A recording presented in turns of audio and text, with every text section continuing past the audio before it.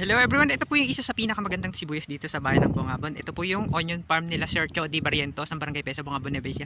Tingnan nyo po, sobrang luwang ng kanilang tanim na sibuyas. Kaya tinawag na onion capital of the Philippines ang Bungabon kasi nagkakaisa yung mga farmers dito na kung ganiring man, ganiri po ang tanim, puro sibuyas. Ayan o.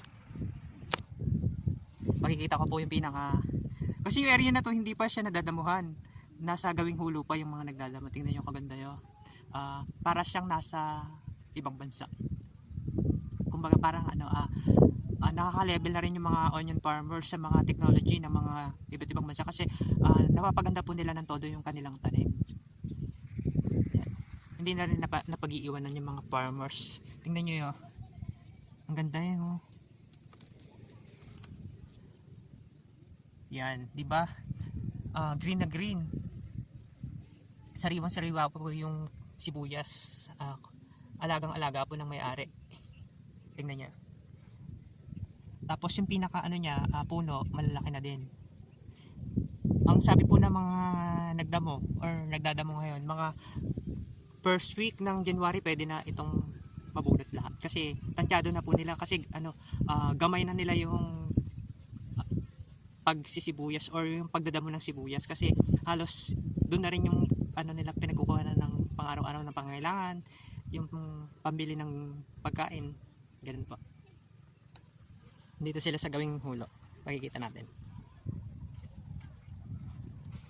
Ayan po si Leo. Bali isang lang po sila, isang group. Angkan din po ni Kuya Chody yung mga nagdadamo para nga naman maingatan din yung sibuyas.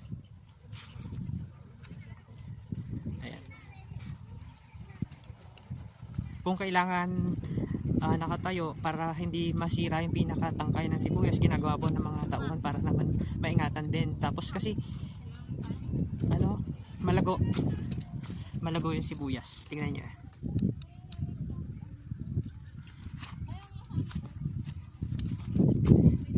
Ayan. Hindi na rin natin sila abalahin kasi pag tinanong natin sila, yung iba kasi humihinto, nakakaya sa may-ari.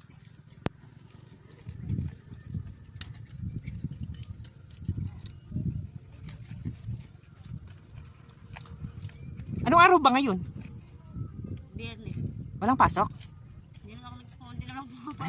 Hindi ka na pumapasok. Asawa na ako. Oo nga. Yun na. Palibhasa hindi ako nag-aaral kaya hindi ko na alam yung araw.